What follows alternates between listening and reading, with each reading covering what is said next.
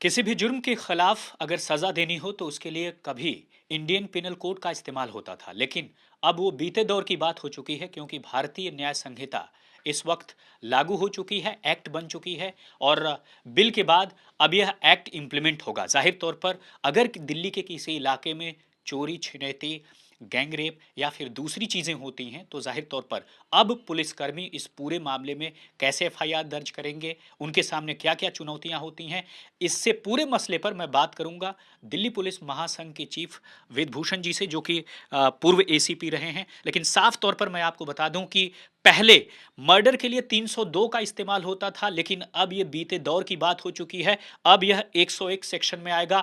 420 जैसी कोई आईपीसी अब नहीं रही, यह अब 316 हो चुकी है। इन सब के बीच अगर गैंगरेप की बात करूं तो 376, जो कि रटा रहता था आईओस को, इन्वेस्टिगेटर्स को, अब वह दरअसल 63, 64 और 70 हो चुकी है। तो ऐसे में अब नए लॉज को लेकर के क्या क्या चैलेंजेस आएंगे बताएंगे वेदभूषण जी। सबसे पहले कि चूंकि अब एक्ट है, तो आपको क्या लगता है कि इतनी जल्दी जो है लोग पढ़ लेंगे, या इतनी जल्दी जो विक्टिम्स को न्याय मिल पाएगा? क्योंकि दिल्ली पुलिस ने यह कह दिया है कि वो ट्रेनिंग भी अब कराएंगे इन्वेस्टिगेटर्स को। देखिए, विक्टिम्स को न्याय देने की प्रक्रिया के अंदर ही ये तमाम तीनों मेजर बिल्स लाए गए हैं। अभी जैसे आपने जिक्र किया, Indian penal code, CrPC and evidence, इनके नाम भी बदल दिए गए हैं। भारतीयता के अनुरूप इनको बनाया गया है।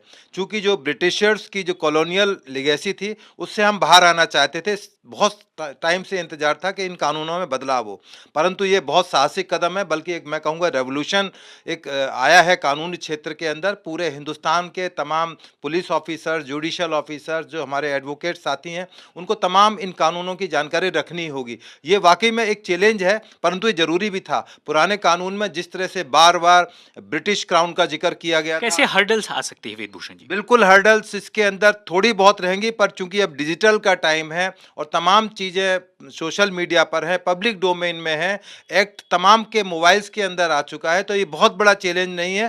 थोड़े बहुत हैं, उससे ओवरकम हो जाएंगे और आने वाले टाइम में इसके अच्छे परिणाम भी निकलेंगे। क्योंकि अब ये दंड के बजाय न्याय देने की बात करता है, जो कि ब्रिटिश की जो सिस्टम था वो पैनल देने के लिए या पेनल्टी या सजा देने के लिए दंड की तरफ ज़्यादा था।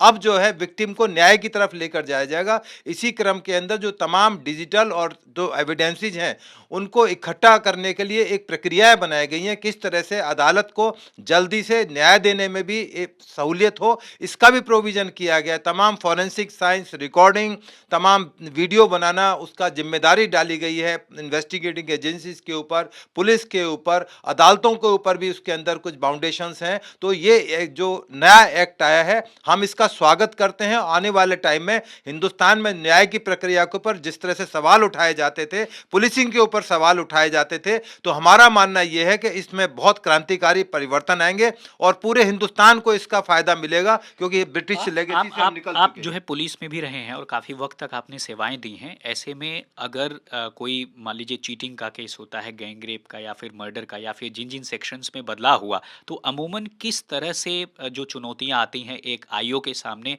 वह आप बताएं। देखिए, जो अब सेक्शंस नए रूप के अंदर आ रही हैं, उसमें बहुत ज़्यादा नहीं है। चैलेंज तो हमेशा थे, परंतु उन चैलेंज को एक्सेप्ट करके, स्वीकार करके उनके रास्ते खोजे गए हैं। क्योंकि पहले रास्ते नहीं थे, अब रास्ते खोजे गए हैं कि किस तरह से एविडेंसेस को आगे बढ़ाया जाए। उसके अंदर डिजिटल और जो तमाम एविडेंसेस जो पहले कानून में नहीं थी, अब उनको कानून में सम्मिलित किया गया है। उन चीज़ों को सम्मिलित किया गया, जैसे सामूहिक दंड का एक प्रोविजन रखा गया है, जो पहले नहीं था। कि यदि कोई गाँव के अंदर किसी कॉलोनी में कोई इस तरह का अपराध होता है कि जो सामूहिक, जैसे लिंचिंग का कानून आया है, सामूहिक लोग एक लिंचिंग कर देते हैं, उसके लिए पहले कानून में कोई प्रोविजन नहीं था। इस तरह महिलाओं के जो अधिकार हैं या महिलाओं की सुरक्षा संबंधित चीज़ें हैं, जिसमें कुछ महसूस किया गया कि कमी है, पेशी है।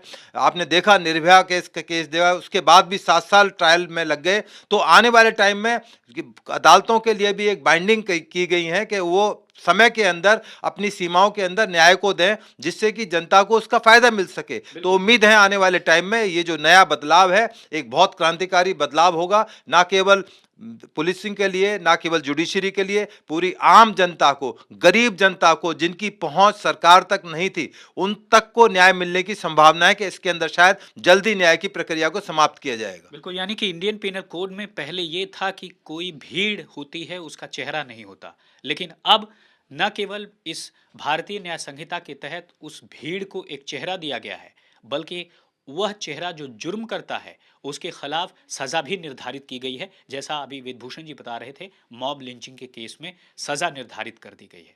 तो साफ है, अब शायद कोई नहीं कहेगा कि जस्टिस में देरी हुई, और जस्टिस में देरी तो अन्याय के बराबर होता है। तो अब देखना यह है कि आने वाले दिनों में दिल्ली पुलिस और दूसरी तमाम जो एजेंसीज के इन्वेस्टिगेटर्स हैं, आईओज हैं, वकील हैं, वह इन चुनौती को कैसे निपटते हैं।